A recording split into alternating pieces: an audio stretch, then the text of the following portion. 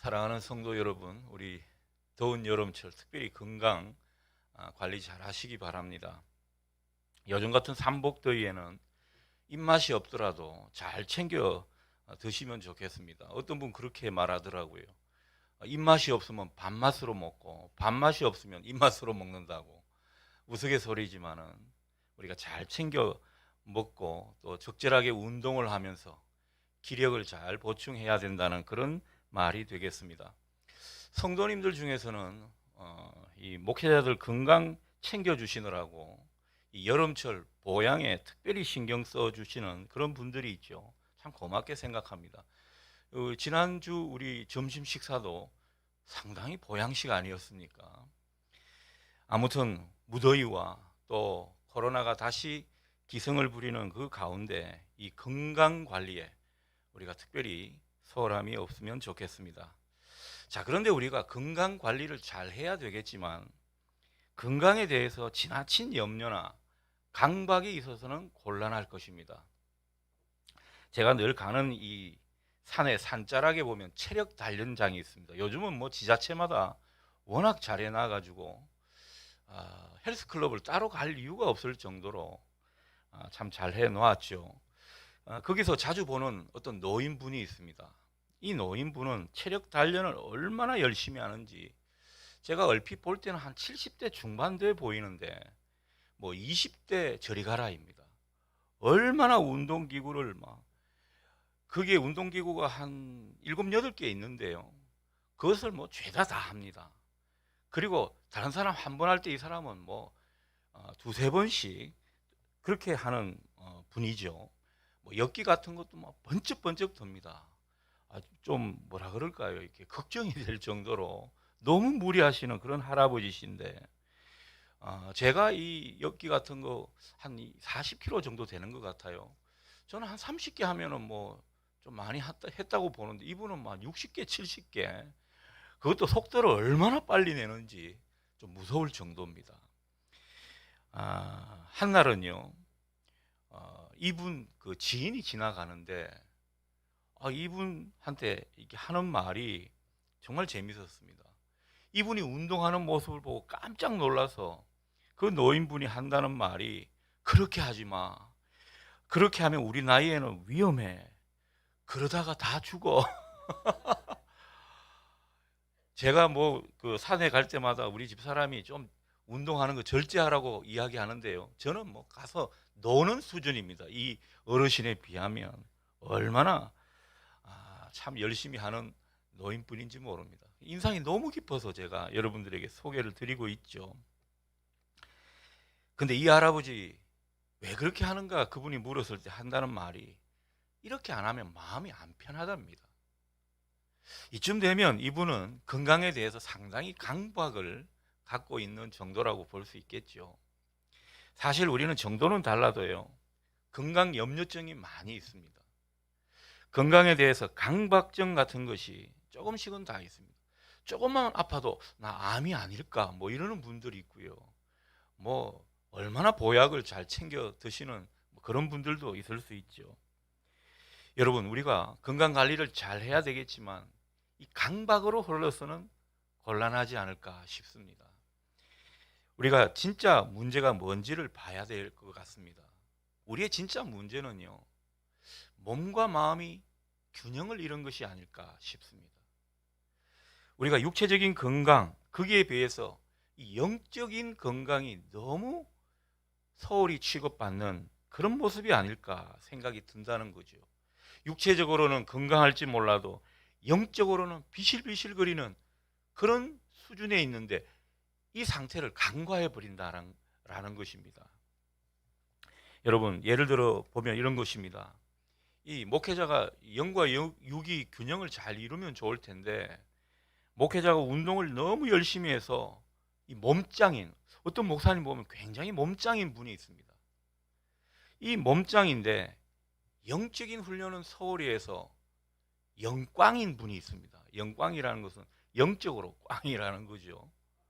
이러면 균형이 안 맞다라는 겁니다. 우리가 몸과 마음, 특히 이 영혼 관리를 잘 해야 될 것이다. 그런 생각이 듭니다. 주님도 말씀하셨지 않습니까? 요한 1서에서 영혼이 잘된 같이 우리가 더욱더 육신이 강건해지기를 바라신다라는 겁니다. 그러니 여러분, 우리의 몸과 마음, 특히 영혼을 잘 치유해 가시는 우리 모두 될 수 있기를 바랍니다. 오늘 우리 성찬 예배, 우리 영혼을 치유하시는 그 주님이 의사가 되셔서 우리와 함께 하시는 자리라 믿습니다. 자, 오늘 본문은 예수님이 마태를 부르시는 장면으로 시작되죠. 마태는 직업이 뭔지 우리가 잘 알고 있습니다. 세리였습니다. 우리가 알다시피 예수님 시대 세리는요, 사회적으로 상당히 깊이 대상이었습니다. 뭐 매국노 소리를 들었고 또 반역자 취급을 받았죠. 그래서 그 당시 유대인들은 이 세리를 창녀 수준으로 취급을 했다고 합니다. 그만큼 이 사람들에게 질시를 받고 어떻게 보면 따돌림을 받았던 사람들이 세리였습니다. 그러니까 이 로마 정부가 세금을 징수하는 데 있어서 이 사람들이 중간에서 그 역할을 하면서 막대한 치부를 했기 때문에 이런 식으로 사회적으로 질시와 따돌림을 당했다고 볼 수 있습니다. 그래서 당시 세리 그러면은 밑바닥 인간을 취급을 받았던 그런 사람들입니다. 그런데 예수님은요, 이 밑바닥 인간 같은 사람을 공공연하게 제자로 부르셨다는 사실입니다. 이에 세리 마태 또한 놀랍게도 즉각적으로 예수님을 따르는 그런 모습을 우리가 성경을 통해서 확인하게 되죠. 겸업을 한 게 아닙니다. 전적으로 복음을 위해 사역을 하는 전임 사역자로 부르심을 받고 또 거기에 응했다라는 것입니다. 마태는 비록 세리로 살았지만은 굉장히 부유했다고 합니다.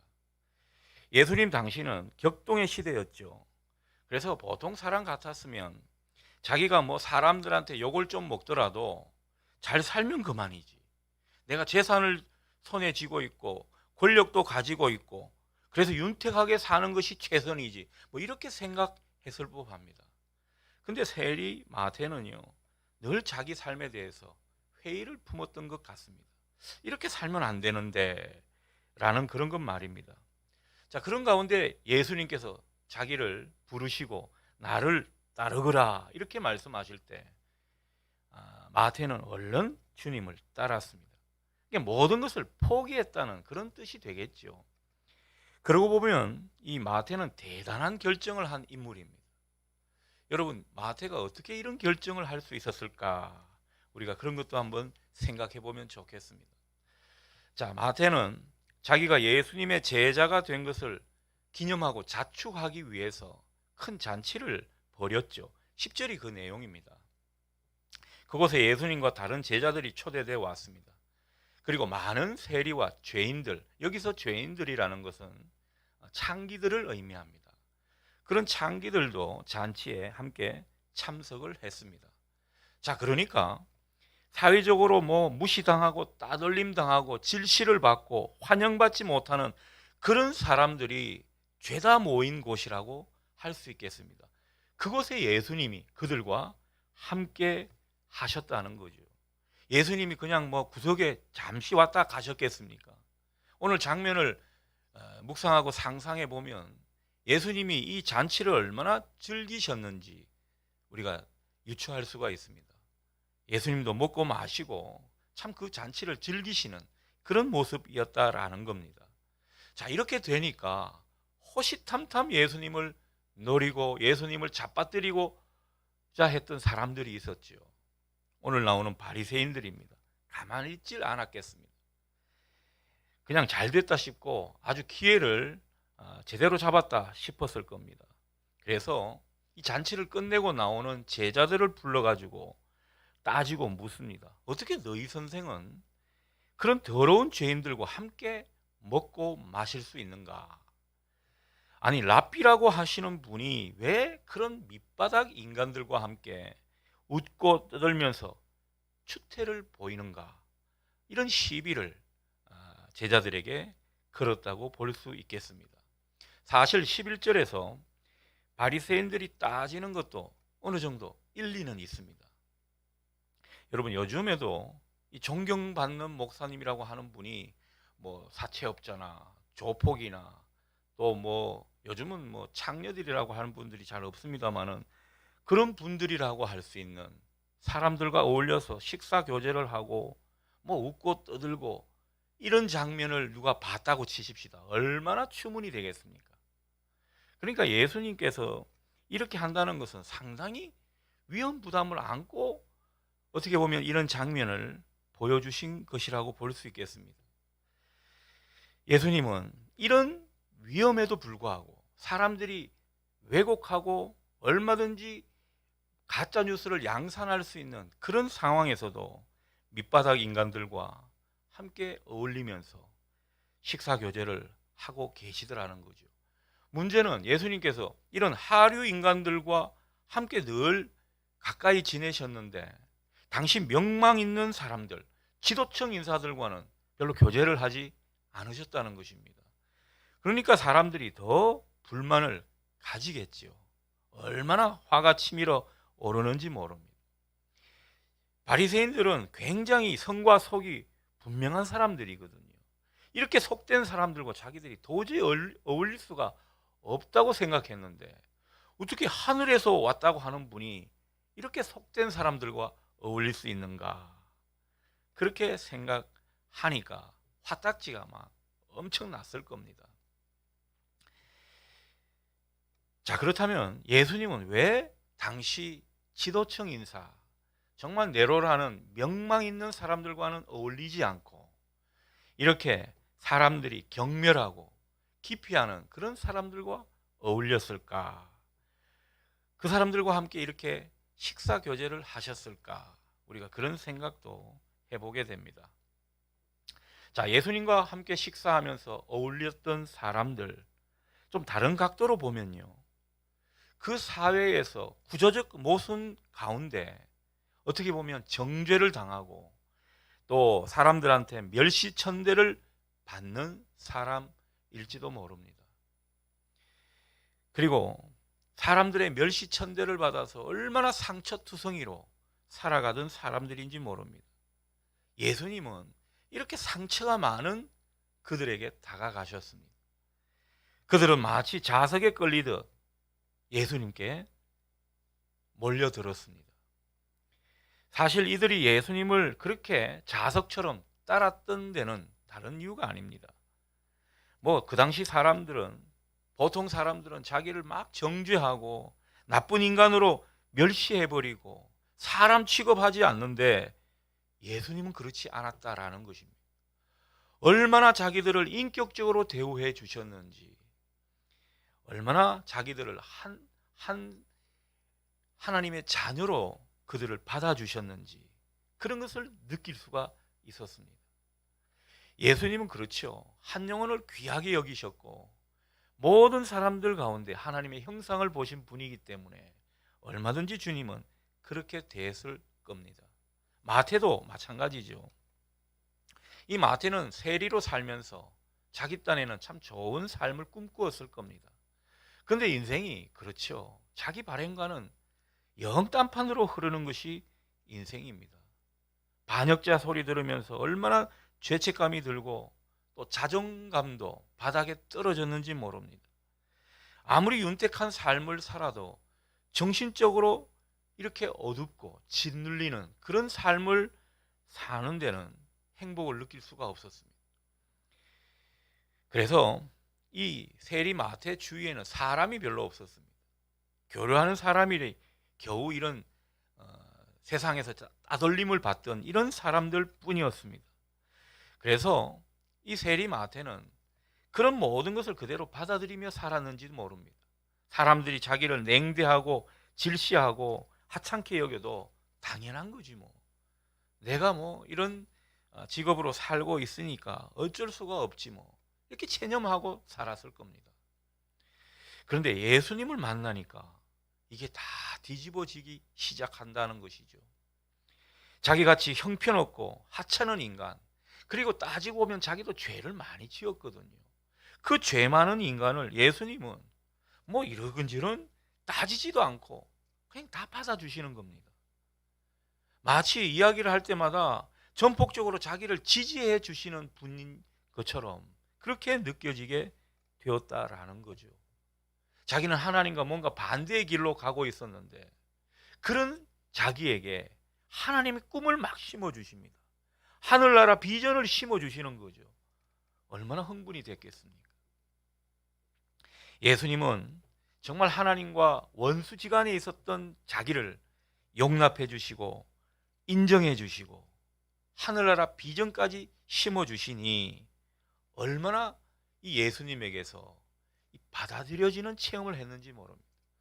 어떤 신학자가 그렇게 말하죠. 구원이란 다른 게 아니다. 예수님께서 우리를 받아주셨다는 그 사실을 자기가 받아들이는 것, 그게 구원의 체험이라는 거죠. 바로 세리 마태가 이런 체험을 한 것입니다. 자기를 있는 그대로 받아주시는 그 주님을 자기도 묻지 않고 따르게 되었다라는 것입니다. 예수님은 이제 당신이 어떤 분이신지 밝혀주십니다. 12절 13절이 그런 내용이죠. 12절을 보니까 예수님은 당신이 건강한 자가 아닌 병든 자에게 쓸데있다. 병든 자를 위해서 주님은 오셨다. 이런 말씀을 하십니다. 13절을 보니까 의인이 아니라 죄인을 부르러 오셨다. 예수님의 그 메시아 사역을 이렇게 소개하고 계시더라는 거죠.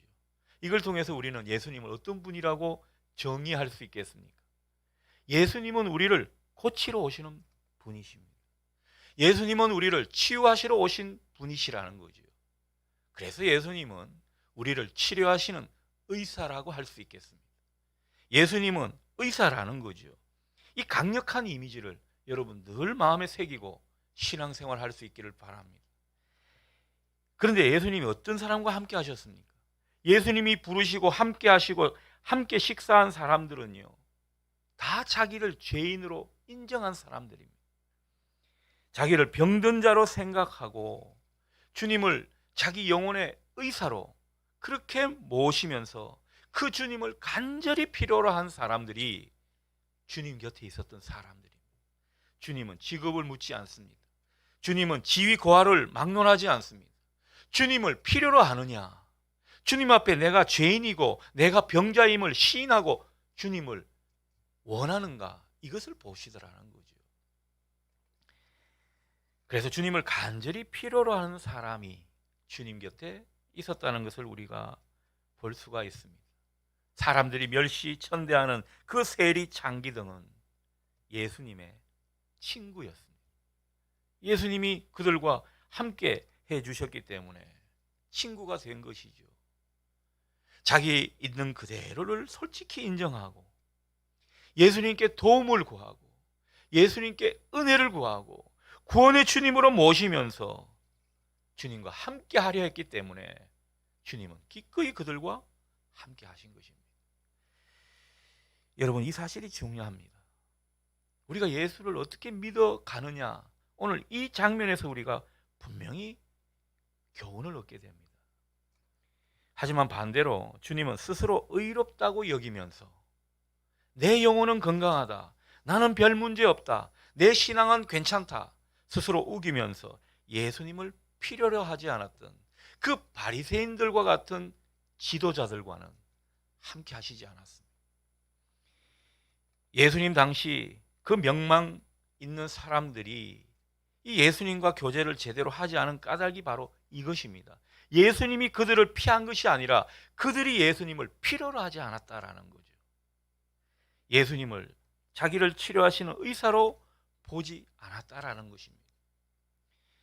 그들은 뭐 제사는 잘 드렸는지 몰라도 예수님께 겸손하지 못했습니다. 예수님께 자기가 죄인임을 인정하지 않았습니다. 예수님께서 하늘의 그 교훈을, 하나님이 들려주신 그 생명의 양식을 얼마나 많이 전했습니까? 한 번쯤은 찔릴 법도 한데 꿋꿋이 버텨냈습니다. 나는 의인이야, 나는 아무 잘못 없어, 하나님은 나 같은 사람을 의인이라 생각해, 이렇게 생각했더라는 거죠. 얼마나 참 역설적인 장면인지 모릅니다. 여러분, 예수님께서 12절에서 건강한 자에게는 의사가 쓸데없고 병든 자에게라 쓸데있다 이렇게 말씀하신 것은요, 뭐 바리새인 너희들은 건강하다 이 말씀이겠습니까? 결코 그 말씀이 아닙니다. 주님이 이 말씀을 하신 것은요, 너희는 스스로 의로운 척, 건강한 척 하는데 너희들은 경건한 사람임을 자처하는데 아니다. 내가 볼 땐 너희야말로 병이 깊다. 내가 너희들을 고치러 왔다. 영혼의 의사이신 주님을 너희들은 필요로 하는 사람들이다. 나를 소원해라. 아마 이런 절규를 그들에게 하셨는지도 모르겠습니다. 그러므로 우리는 주님 앞에 어떻게 나가야 합니까? 주님은 상당히 인격적인 주님이십니다. 주님 앞에 나아갈 때는요, 우리가 죄인이고 그리고 우리가 병든 자임을 인정하며 나아가는 것입니다. 여러분, 우리가 예배 드릴 때 보면요, 예배를 제대로 드리는 분은 이 마음의 태도가 보입니다. 그래서 정말 주님 앞에 바짝 엎드리는 심정으로, 정말 주님 앞에 회개하는 심령으로, 상하고 통회하는 마음으로 주님을 찾고 주님의 은혜를 필요로 하는 그런 존재로 주님 앞에 서는 것이죠. 여러분, 이분이 바로 주님의 친구 같은 사람인 것입니다. 우리에게 예배를 주셨습니까? 바로 이런 예배자로 서라는 것이죠. 그럴 때 주님께서 치유해 주신다는 겁니다. 우리의 병든 부분을 해결해 주시고 고쳐 주시고 낫게 해 주시더라는 거죠. 우리는 예배 드릴 때마다, 기도할 때마다 우리 문제를 해결해 주시고 우리 영혼을 고쳐 주시는 그 주님을 바라보면서 의지하며 기도하고 예배 드릴 수 있기를 바랍니다. 성 어거스틴의 기도가 생각이 납니다. 주님은 우리를 가르치고 고쳐주시기 위하여 슬픔으로 때려 상처를 내셨습니다. 영원히 우리를 죽지 않도록 하기 위하여 잠시 우리를 죽이십니다. 여러분, 우리가 때로는요, 주님이 우리를 고쳐주시기 위해 그 고난의 자리를 두시는 것입니다. 여러분, 우리가 죽을 것 같은 그런 인생의 자리를 만납니까? 제대로 살고 영원히 사는 사람을 만드시기 위해서 주님은 그렇게 하시더라는 거죠. 그러니 우리 주님은 어떤 분이십니까? 우리의 현재도 우리의 영원한 모습도 다 고쳐가시는 분이십니다. 우리를 고쳐주시는 주님이시라는 거죠. 오늘 이 고쳐주시는 의사 같은 주님 앞에 우리가 문제가 많고 주님의 치유가 필요하고 주님의 은혜가 필요함을 고백하는 우리 모두가 될 수 있기를 바랍니다. 이 사실을 인정하고 주님을 간절히 바라는 사람이 결국은 우리를 고쳐주시는 그 주님을 함께 할 수 있다는 사실 꼭 기억하실 수 있기를 바랍니다. 마지막으로 이 본문에서 정말 마음 깊이 새겨지는 구절이 하나 있었습니다. 소위 말해서 이 마음을 때리는 구절입니다. 13절 상반절입니다. 13절 상반절을 제가 읽습니다. 너희는 가서 내가 긍휼을 원하고 제사를 원하지 아니하노라 하신 뜻이 무엇인지 배우라. 바로 이 말씀입니다. 여러분, 주님께서 예배를 정말 귀히 여기시죠. 하나님은 우리를 만나 주시려고 하나님도 소원하시는 분이십니다. 예배가 그토록 중요한 것입니다. 그런데 예배보다 더 중요한 것이 무엇이라고요? 긍휼이라는 겁니다. 이 긍휼을 제대로 배우게 해주고 싶다는 주님의 열망을 여기서 느끼게 됩니다. 오늘 바리새인들을 가리켜서 이 말씀을 하신 것은 여러분 잘 이해를 하실 겁니다. 바리새인들이 제사를 얼마나 잘 드렸습니까? 그러나 하나님이 원하시는 제사는 어떤 제사라고요? 긍휼의 제사다. 바리새인들은 율법을 잘 지켰습니다. 그러나 율법의 그 행간이 가리키는 자비와 긍휼, 사랑, 이런 것은 외면한 사람들, 그 속뜻을 놓치고 산 사람들이 바로 바리새인입니다. 한마디로 사랑이 없이 살았던 사람들이 바로 바리새인이었습니다. 그러니 뭐 틈만 나면 다른 사람 정죄하고 비판은 잘했죠. 그러나 정작 긍휼한 마음자리는 없었던 사람이 바로 바리새인입니다. 우리가 신앙생활 오래 하다 보면요, 자꾸 이 잣대가 많아지고 스스로 의인된 척 할 때가 많습니다. 특히 가르치는 이 목사 같은 사람으로 사는 사람은 늘 바리새인 같은 함정이 있습니다.